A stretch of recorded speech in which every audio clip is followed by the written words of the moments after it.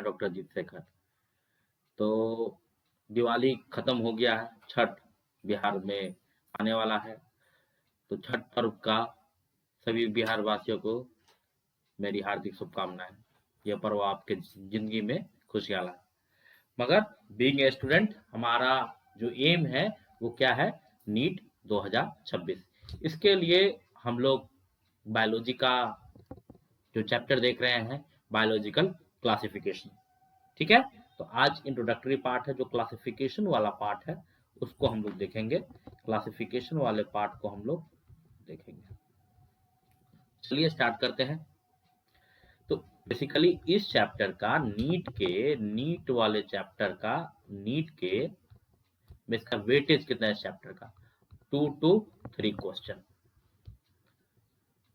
Topic का बात करा जाए जो नीट के सिलेबस का यही है, 5 unit classification, Monera, protista, fungi का क्लासिफिकेशन और उसके सैलिएंट फीचर्स, लाइकन, वायरस और वायरोइड्स, ये 3 चीजें।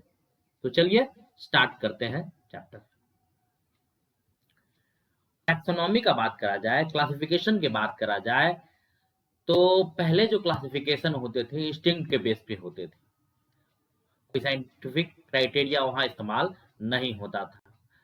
कोई ऐसा प्लांट है जो फूड देता हो, सेल्ट कोई प्लांट ऑयल देता हो, तो इस तरीके से कोई प्लांट का मेडिसिनल वैल्यू उसका अलग कैटेगरी बना दिया। तो ऐसे ऐसे क्लासिफिकेशन अर्लियर टाइम्स में होते थे। मगर पहला बार जो साइंटिफिक क्राइटेरिया इस्तेमाल किया वो एरिस्टोटल साहब ने।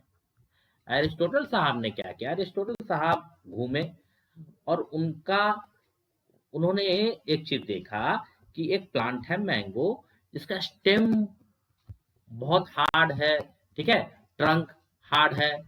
तो उन्होंने बोला और बहुत लंबा प्लांट है, तो उन्होंने उसको बोल दिया ट्रीज। तो उन्होंने क्राइटेरिया क्या इस्तेमाल किया, क्राइटेरिया इस्तेमाल किया मॉर्फोलॉजी, एक्सटर्नल स्ट्रक्चर उन्होंने इस्तेमाल किया क्लासिफिकेशन के लिए। फिर दूसरा प्लांट रोज को देखा, तो रोज का जो भी ब्रांचेस आ रहे थे फ्रॉम इट्स बेस आ रहा था और उसका जो स्ट्रक्चर था बुशी था, उसके लिए झाड़ी बोल दिया गया। ठीक है, दोनों का स्टेम उडी था, मगर टफ कौन था, ये था। और सबसे ज्यादा हाइट में कौन है, तो ट्रीज। उससे कम कौन होगा, श्रब। और सबसे छोटा जो होता है वो हर्ब होता है, और इसका स्टेम वुडी नहीं होता है।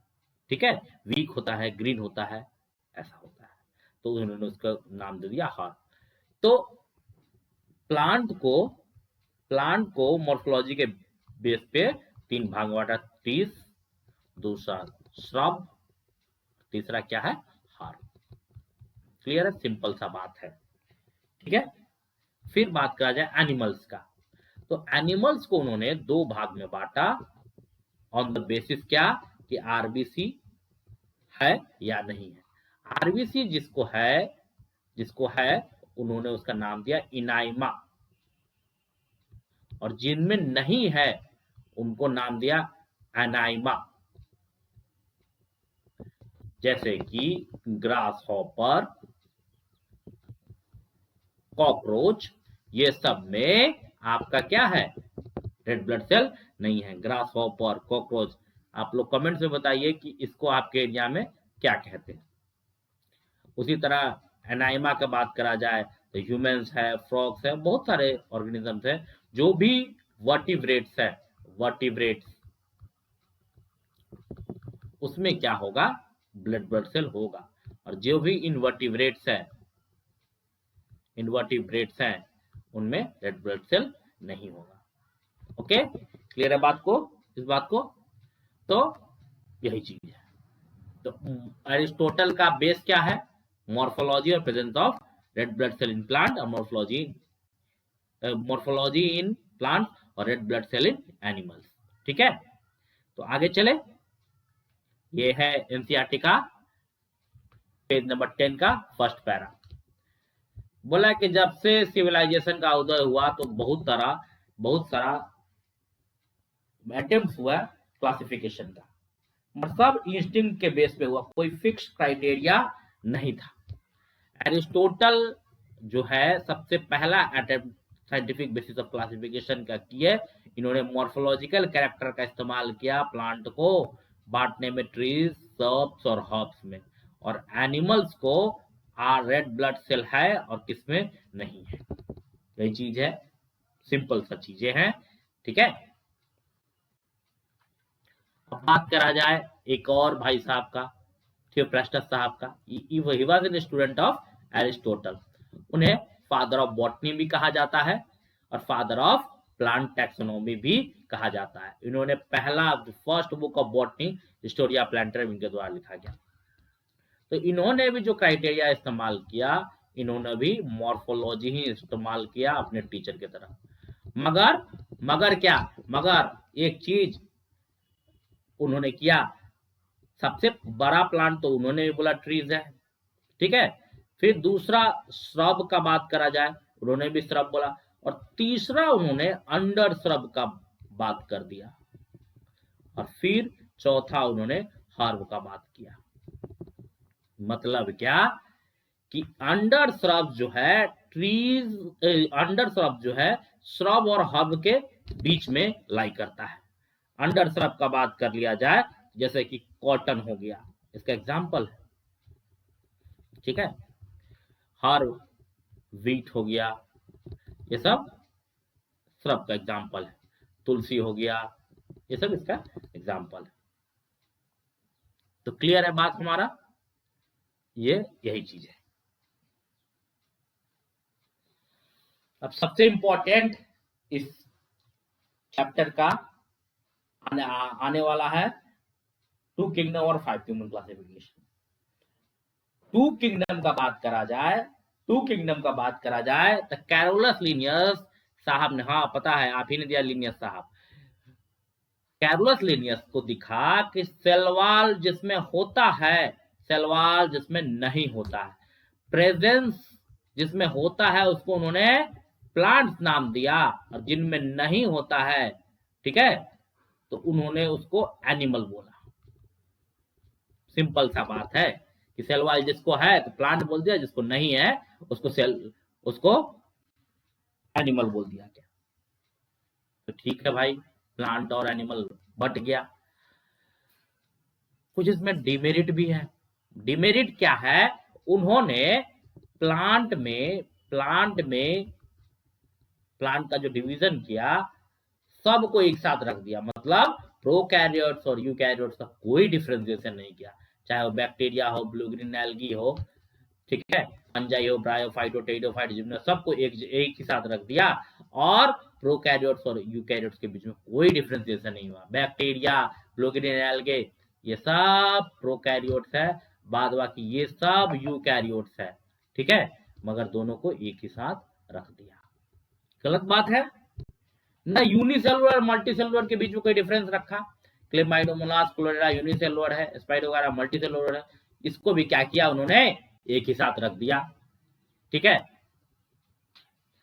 तीसरा क्या कि ऑटोट्रॉपिक, जो ग्रीन प्लांट खुद खाना बनाते हैं, ऑटोट्रॉप्स है, और हेटरोट्रॉपिक फंगाई जो दूसरे पे डिपेंड है, दोनों का मोड ऑफ न्यूट्रिशन अलग अलग है, ठीक है, तभी भी एक साथ रख दिया, ठीक है। इनके सेलवाल का कॉम्पोजिशन में भी डिफरेंस है। सेलवाल, सेलुलोजिक सेलवाल प्लांट्स का होता है, मगर फंगाई का बात करा जाए तो काइटिन का बना होता है।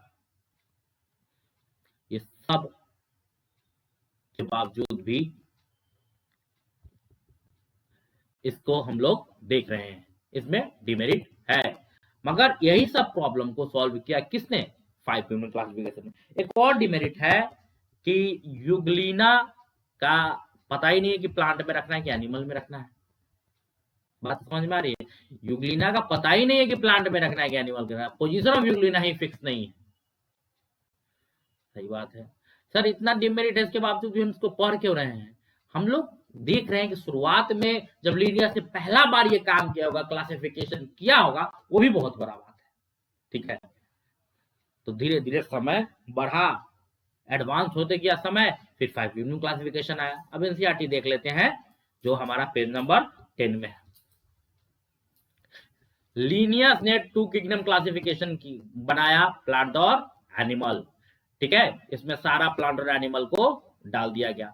इसमें क्या है कि प्रोकैरियोट और यूकैरियोट के बीच डिफरेंस नहीं पता चला, यूनिसेलुलर और मल्टीसेलुलर के बीच डिफरेंस नहीं पता चला, फोटोसिंथेटिक नॉन फोटोसिंथेटिक के बीच में नहीं पता चला। ठीक है, तो ये सब इसके डिमेरिट्स है। जो क्लासिफिकेशन ऑफ प्लांट और एनिमल का easily done and was easy to stand, but a large number of organisms did not fall in any category. हमने देखा यूग्लिना, बोला कि ये इजीली कर दिया गया, मगर जो इसका बहुत सारा ऑर्गेनिज्म है वो आइदर कोई कैटेगरी में फॉल नहीं किया, न प्लांट्स में न एनिमल में।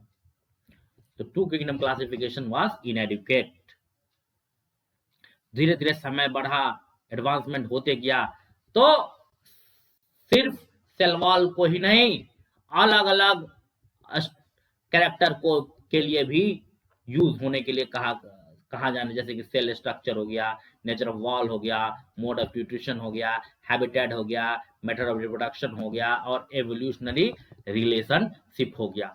समय जैसे एडवांस हो गया तो ये सब कैरेक्टर का भी नीड आने लगा कि अगर ये सब भी इंकॉर्पोरेट कर दिया जाए तो हमारा क्लासिफिकेशन अच्छा होगा। ठीक है, सारे कैटेगरी, सारे ऑर्गेनिज्म का क्लासिफिकेशन हो जाएगा। इसी तरीके से classification system for the living organism have has undergo several changes over the time. जैसे जैसे समय का एडवांसमेंट हुआ, क्लासिफिकेशन सिस्टम में चेंज आता रहेगा। दो plant and animal kingdom have been a constant under all systems. जितने भी सिस्टम हुआ, प्लांट और एनिमल किंगडम फिक्स रहे, ये दोनों किंगडम रहे ही रहे। The understanding of group and organism included under this kingdom have been changing. Plant और एनिमल में कौन कौन सा स्पेसीज रहेंगे, ये दोनों किंगडम तो हर क्लासिफिकेशन में रहेंगे, मगर इनके अंदर जो स्पेसीज रहेंगे वो टाइम टू टाइम वेरी करते गया। The number and nature of kingdom have been also been understood differently by the different scientists over the time. जो किंगडम का नंबर है और किंगडम का नेचर है, हर साइंटिस्ट के द्वारा अलग अलग तरीके से अपना व्याख्या किया गया। तो यही था इस पैराग्राफ में, एनसीईआरटी पेज नंबर 10 का second para, basically two kingdom की डिमेरिट्स ही दिया हुआ। तो अब आगे बढ़ते हैं, हमारा सबसे इंपॉर्टेंट आज का क्लास का सबसे important topic, 5 kingdom classification. 5 kingdom classification was given by R H. Whittaker. ये भी क्वेश्चन पूछा है। तो इसका मेन क्राइटेरिया क्या है? तो complexity of cell structure, complexity of body organisation, mode of nutrition, reproduction और फाइलोजेनेटिक रिलेशनशिप। ये 5 क्राइटेरिया आपको हमेशा याद रहना चाहिए। Cell structure, body organisation, mode of nutrition, reproduction और फाइलोजेनेटिक रिलेशनशिप। सेल का स्ट्रक्चर, बॉडी का organisation, mode of nutrition, reproduction और फाइलोजेनेटिक रिलेशनशिप, ये 5 आपको हमेशा याद होना चाहिए। ये बेस क्या है? अब ये फिगर से आपको ना इस फिगर पूरा एक्सप्लेन कर देता है कि आर.एच. विटेकर ने क्या किया, क्या प्रॉब्लम सॉल्व किया। पहला प्रॉब्लम टू किंगडम का कि प्रोकैरियोट और यूकैरियोट को एक साथ रखा है। कॉम्प्लेक्सिटी ऑफ सेल क्या बताता है? प्रोकैरियोट्स और यूकैरियोट्स। इसको ऐसे लिखो तो ज्यादा अच्छा रहेगा। यहां लिखो यूकैरियोट्स, यहां लिखो प्रोकैरियोट्स। ठीक है, अब देखो इसने क्या किया कि एक नया किंगडम बनाया, मोनेरा बोला कि भाई तुम में सिर्फ प्रोकैरियोट बना रहा। एक ऐसा घर बनाया जिसमें सिर्फ प्रोकैरियोट डाल दिया, अलग हो गया ना प्रोकैरियोट यूकैरियोट, एकदम से अलग हो गया। फिर एक नया किंगडम बनाया, प्रोटिस्टा। इसमें क्या किया कि कॉम्प्लेक्सिटी ऑफ ऑर्गेनिज्म का मतलब है कि मल्टी सेलुलर कौन होगा और यूनिसेलुलर कौन होगा। ठीक है, तो इसमें क्या किया, प्रोटिस्टा में यूनिसेलुलर यूकैरियोट्स को डाल दिया। ऐसा घर बनाया जिसमें यूनिसेलुलर यूकैरियोट्स, मतलब क्या कि यूनिसेलुलर को कहां डाला? प्रोटिस्टा में डाला। यूनिसेलुलर कहां डाला? प्रोटिस्टा में डाला। प्रोकैरियोट को कहां डाला? मोनेरा में डाल दिया। अलग प्रोकैरियोट्स और यूकैरियोट अलग हो गया। यूकैरियोट कहां रहेगा? यूकैरियोट्स प्रोटिस्टा से शुरू होगा और सिर्फ प्रोकैरियोट कहां मिलेगा? मोनेरा में मिलेगा। ठीक है, यूनिसेलुलर मल्टीसेलुलर का डिफरेंस शुरू हो गया। तो इससे क्या हुआ, जो हमारा प्रोकैरियोट था, जो हमारा टू किंगडम क्लासिफिकेशन था, उसमें जो डिमेरिट था वो सॉल्व हो गया। दूसरा, यूग्लिना का भी जगह फिक्स किया उन्होंने, ठीक है, प्रोटिस्टा में। अब ये मोड ऑफ न्यूट्रिशन देख लेते हैं, ये फोटोसिंथेसिस और होलोफाइटिक। ये फोटोसिंथेसिस का मतलब है कि the process by which green plants make their own food, ठीक है। और एब्जॉर्प्शन मतलब जो फंगाई होते हैं, जो फंगस होते हैं, वो अपना न्यूट्रिशन एब्जॉर्ब करते हैं from a dead and decaying plants. Ingestion food को इनटेक करने का तरीका, ठीक है। और ये ग्रीन प्लांट्स प्रोड्यूसर है, हम लोग कंज्यूमर है, ये डिकम्पोजर है। प्रोड्यूसर जो खाना बनाता है, कंज्यूमर जो खाना कंज्यूम करता है, डिकम्पोजर जो कंज्यूमर के मरने के बाद फीड करता है, उसको डिकम्पोजर बोलेंगे। यही चीज है। और यहाँ पर फाइलोजेनेटिक का भी इस्तेमाल किया गया। तो ये चीज हमारा आरएचबीटी का साहब दिए, इसमें सारा प्रॉब्लम सॉल्व हो गया। ये जो टेबल है इसे नीट 2025 में क्वेश्चन पूछा। ये फिगर बेसिकली आज हम बता रहे हैं, मगर ये फिगर बहुत अच्छा तरीके से आपको तब समझ में आएगा जब ये पूरा चैप्टर खत्म कर लीजिएगा, ठीक है। जो सेल का टाइप है, सेल का टाइप मतलब क्या, कैसा है सेल, तो हम लोग देखें कि इसमें दो ही भाग, प्रोकैरियोट्स और यूकैरियोट में हो रहा। मोनेरा में सेल कैसा होगा, प्रोकैरियोट। प्रोटिस्टा में यूकैरियोट। फंजाई में यूकैरियोट। प्लांटे में यूकैरियोट। एनिमेलिया में यूकैरियोट। मतलब मोनेरा में सिर्फ प्रोकैरियोट, बाकी सब में, रेस्ट में क्या होगा, eukaryote. Cell wall non cellulosic polysaccharide amino acid peptidoglycan, peptidoglycan होता है। सेल वॉल जो होता है मोनेरा में पेप्टिडोग्लाइकैन का बना होता है, ठीक है। प्रोटिस्टा में कुछ में होता है, सारे ऑर्गेनिज्म में नहीं होते हैं, ठीक है। फंजाई में होता है मगर काइटिन का बना होता है, सेलुलोज का बना नहीं होता है, ठीक है। और प्लांटे में सेलुलोज का होता है, और एनिमेलिया में तो एब्सेंट ही होता है। न्यूक्लियर मेम्ब्रेन इसमें एब्सेंट, बाकी सब में प्रेजेंट। बॉडी ऑर्गेनाइजेशन पहले होता है सेल, सेल के बाद टिश्यू, टिश्यू के बाद ऑर्गन, ऑर्गन के बाद ऑर्गन सिस्टम और ऑर्गेनिज्म। यहाँ सेलुलर लेवल ऑफ है, यहाँ भी सेलुलर लेवल का है, यहाँ मल्टी सेलुलर है, यहाँ टिश्यू या ऑर्गन है, या टिश्यू ऑर्गन सिस्टम अलग अलग है। मतलब अगर एक सेल से किसी ऑर्गेनिज्म का लाइफ चला तो सेलुलर लेवल बोलेंगे, टिश्यू के बेस पे चल रहा है टिश्यू। ऑर्गन लेवल कोई ना कोई ऑर्गन है जो पूरे बॉडी को चला रहा है, और डिफरेंट ऑर्गन से मिलकर एक सिस्टम है, डाइजेस्टिव सिस्टम में अलग, रेस्पिरेटरी सिस्टम अलग, नर्वस सिस्टम अलग, रिप्रोडक्टिव सिस्टम अलग, तो उसको बोलते हैं ऑर्गन सिस्टम। और ये ऑर्गन सिस्टम होगा तो कंप्लीट ऑर्गेनिज्म होगा, ठीक है। अब मोड ऑफ न्यूट्रिशन का बात करा जाए तो सिंपल बात है, एक होता है ऑटोट्रॉप्स और दूसरा होता है हेटेरोट्रॉप्स। ऑटोट्रॉप होता है जो अपना फूड खुद बनाता है, ये भी दो टाइप का होता है, एक फोटो ऑटोट्रॉप्स, दूसरा होता है कीमो ऑटोट्रॉप्स।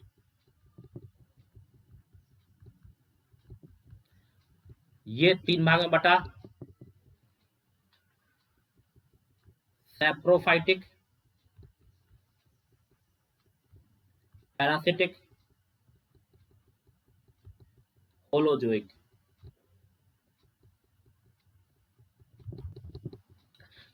फोटोट्रॉप लाइट के यूज करके अपना फूड बनाता है। कीमो ऑटोट्रॉप केमिकल एनर्जी, जिस तरह यहाँ लाइट एनर्जी होता है यहाँ केमिकल एनर्जी यूज होता है। हेटेरोट्रॉप में सैप्रोफाइटिक क्या करता है कि जो भी डेड एंड डिकेइंग ऑर्गेनिज्म पे उससे अपना न्यूट्रिएंट लेता है। पैरासिटिक कोई लिविंग ऑर्गेनिज्म पे फीड करके उससे अपना न्यूट्रिशन लेता है। और होलोजोइक, ठीक है, जो फूड जो है एज ए होल इंजेस्ट करता है, उससे इंजेस्ट करता है और उसके बाद उसको डाइजेशन करके उसे एनर्जी लेता है, होल फूड इंजेस्ट करता है। यही है बेसिकली सबका डिफरेंस। अब बात करा जाए मॉडर्न न्यूट्रिशन का, तो यहाँ पर ऑटोट्रॉप होता है और हेट्रोट्रॉप होता है। ऑटोट्रॉप में क्या, chemosynthetic chemical energy, photosynthetic light energy से अपना फूड बनाता है। सैप्रोफाइटिक सैप्रोफाइटिक और पैरासिटिक डिडंट डिकेइंग और लिविंग ऑर्गेनिज्म पे फीड करता है। और प्रोटिस्टा में फोटोसिंथेटिक भी होगा और हेट्रोट्रॉप्स भी मिलेगा। हेट्रोट्रॉपिक में फंजाई में हेट्रोट्रॉप में सैप्रोफाइटिक और पैरासिटिक मिलेगा। प्लांटे में भाई प्लांट ऑटोट्रॉपिक होगा ही होगा। और हम लोग हेट्रोट्रॉप्स है और होलोजोइक और सैप्रोफाइट भी है हमारे एनिमल किंगडम में। तो ये है हमारा टेबल। अभी देखेंगे नीट 2025 से क्वेश्चन पूछा है। प्रॉब्लम कौन सा सॉल्व किया बिटेकर, तो प्रोकैरियोट और यूकैरियोट को अलग कर दिया। प्रोकैरियोट किस में डाल दिया, मोनेरा में डाल दिया आपका। बाद बाकी यूनिसेलुलर यूनिसेलुलर यूनिसेलुलर यूकैरियोट कहां डाला, प्रोटिस्टा में डाल दिया, ठीक है। और प्रोकैरियोट कहां डाला, मोनेरा में। यूनिसेलुलर यूकैरियोट कहां डाला, प्रोटिस्टा में। बाकी सब में मल्टीसेलुलर।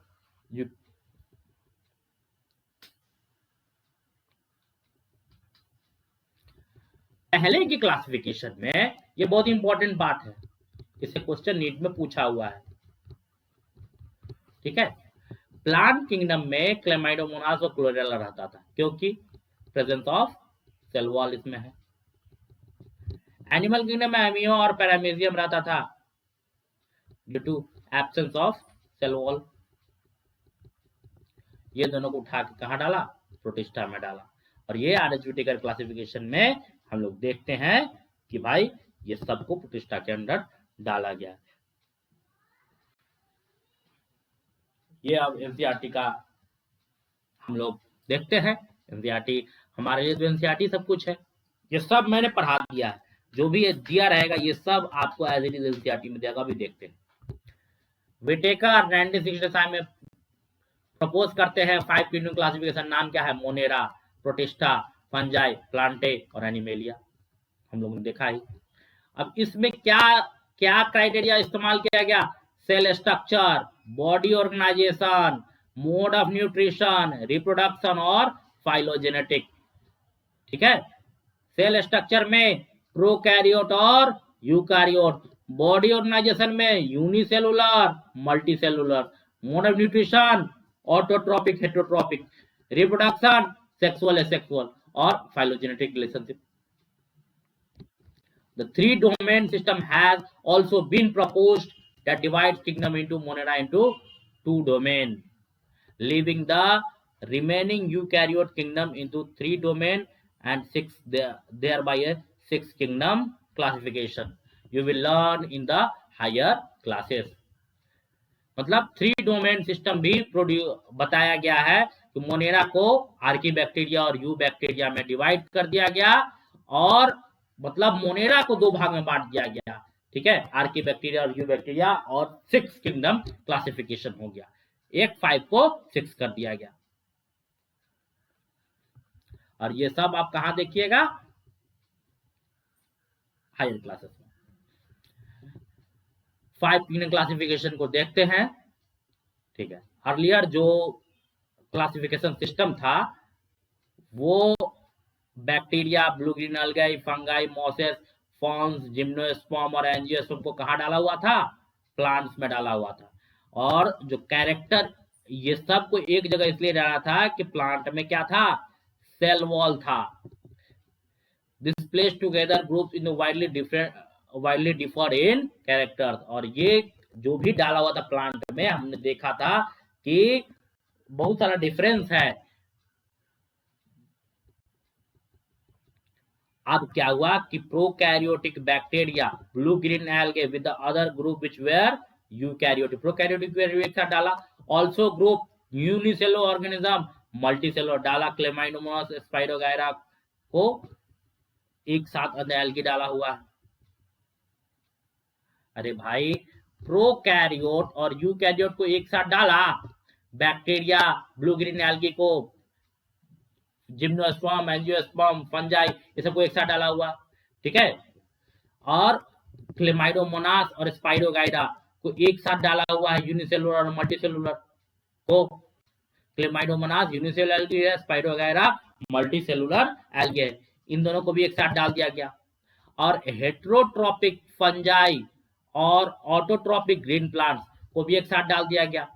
और फंजाई जिनका वाल काइटिन का बना होता है और ग्रीन प्लांट सेलुलोज का बना होता है सेल वॉल, उसको भी एक साथ डाल दिया गया, ठीक है। अगर यही यही आया फाइब्रिन क्लासिफिकेशन, फंगी को एक अलग किंगडम बनाया गया। और जितने भी प्रोकैरियोटिक ऑर्गेनिजम्स है group under kingdom Monera, unicellular eukaryotic organism है, सब कहाँ डाला गया? प्रोटिस्टा में। और जो protista brought together Chlamydomonas chlorella with the Paramecium amoeba in the animal kingdom which lack cell wall। ये लाइन से क्वेश्चन पूछा गया है कि एल्गी को किस में डाला गया? तो प्रोटिस्टा में डाला गया। It has put together organism in earlier classified but different in different kingdom। बहुत सारा को मतलब ये दोनों अलग अलग था। ये जो क्लेमाइडोमोनास है और क्लोरेला है कहाँ था? प्लांट्स में था। और एमीबा और पैरामीशियम कहाँ था? एनिमल्स में था। ये दोनों एक साथ कहाँ डाल दिया गया? प्रोटिस्टा में डाल दिया गया। इसी को यही बोला है, it has put together organism which in earlier were placed in a different kingdoms। This happened because the criteria change हो गया। This kind of classification will take in future to depending on the improvement of our understanding of characters and relationship। तो ऐसा change आगे भी देखने को मिलेगा जब हमारा जो समझ है वो और ज्यादा डेवलप होगा। Over the time attempt to evolve the classification which reflect not only morphological, physiological, reproductive similarities but also phylogenetic based on the evolutionary relationship। बोला कि धीरे धीरे जब क्लासिफिकेशन और इवॉल्व करेगा, मॉर्फोलॉजिकल कैरेक्टर तो इंपॉर्टेंट है ही है, फिजियोलॉजिकल कैरेक्टर इंपॉर्टेंट है ही है, रिप्रोडक्टिव सिमिलैरिटीज भी इंपॉर्टेंट है, मगर फाइलोजेनेटिक रिलेशनशिप को भी बात में ध्यान रखा जाएगा। In this chapter we will study the kingdom monera, protista, fungi of the Whittaker system of classification। The plantain animalia commonly referred as the plant and animal kingdom will be dealt in the chapter 3 and 4। ठीक है, basically इतना ही चीज हमने देखा है। ये NEET P का ये बहुत अच्छा है, इसको वीडियो को पॉज करके अब बनाइए। नीट 2025 में पूछा गया है ये सवाल। देखिए पहला सवाल, multicellular heterotrophs with cell wall made of the chitin. Chitin chitin chitin कहाँ है? तो ये ए नंबर क्या हो जाएगा? फंजाई हो जाएगा। ठीक है, heterotroph with tissue organ system level of body organisation. Tissue organ system heterotroph, तो बी क्या हो जाएगा? एनिमेलिया हो जाएगा। Prokaryotes with cell wall made of polysaccharide and amino acid। Cell polysaccharide and amino acid, तो सी क्या हो जाएगा? Monera. Eukaryotic autotroph with tissue and organ level. Eukaryotic eukaryotic eukaryotic autotroph eukaryotic autotroph eukaryotic autotroph और क्या है? Tissue और organ. Eukaryotic और eukaryotic भी है, ऑटोट्रॉप भी है, टिश्यू और ऑर्गन है। ठीक है, डी हो जाएगा plant. Eukaryotic with cellular body organisation. Eukaryotic with cellular body organise eukaryotic with cellular protista. अब तो बना लोगे। मोनेरा सी कहाँ है? सी यही दोनों में है, यही दोनों को देखो। बाकी ये तो गलत हो ही गया पहला ऑप्शन देखने से। अब ये दोनों देखते हैं। सी पहले हो गया, मोनेरा के बाद प्रोटिस्टा, ई आओ। सी के बाद ई, सी के बाद ई, दोनों सही है। ठीक है, फंजाई सी के बाद ए, CEA, ठीक है। फिर क्या होगा, डी प्लांट्स और बी एनिमल, यही ऑप्शन। किसके अरेंज करना है, कॉम्प्लेक्सिटी, यही होगा। पहले मोनेरा, प्रोटिस्टा, फंजाई, प्लांटिया और एनिमेलिया। अब ये जिसको याद नहीं होगा, चैप्टर अच्छा से नहीं पढ़ा होगा, नहीं बना होगा, बोलेगा कि एनसीईआरटी से क्वेश्चन, यही है एनसीईआरटी से क्वेश्चन निकाला हुआ। अगर यही है तो टॉप को हटा के सैप्रोफाइटिक होलोजोइक लिख देता तो और थोड़ा टफ हो जाता। इसको देखते हैं। 5 unit classification suggested RH Whittaker is not based on, क्या है, अब देखिए। अब इस ऑप्शन को हम लोग आराम से देखते हैं कि किस पे बेस्ड नहीं था। मोड ऑफ रिप्रोडक्शन था, न्यूट्रिशन था, कॉम्प्लेक्सिटी यही नहीं था। अब इसको देख लीजिए। क्राइटेरिया, सेल स्ट्रक्चर, ठीक है, body organisation, mode of nutrition है, रिप्रोडक्शन है, कॉम्प्लेक्सिटी ऑफ बॉडी ऑर्गेनाइजेशन है, यही नहीं है। इसी को सेम एनसीईआरटी से पूछा हुआ क्वेश्चन पेज नंबर 11 से। अब देखिए ये क्लेमाइडोमोनास क्लोरेला कहाँ, तो सीधे प्रोटिस्टा, क्लेमाइडोमोनास क्लोरेला बहुत पैरामीडियम में मीवा और in different kingdom protista. in 5 kingdoms, the main basis of classification। अब देखो मेन बेसिस ऑफ क्लासिफिकेशन क्या है। पहला क्या है, mode of nutrition, structure of cell. अब देखो ये नहीं है, ये है, सेल वॉल का स्ट्रक्चर नहीं है, एसेक्सुअल रिप्रोडक्शन नहीं है। यहाँ पर इस क्वेश्चन के आधार से मोड ऑफ न्यूट्रिशन यही होगा।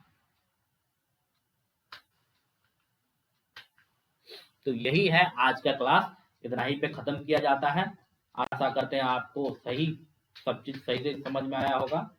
और अगर आप इस वीडियो को पसंद किए तो लाइक कीजिए, शेयर कीजिए, सब्सक्राइब कीजिए।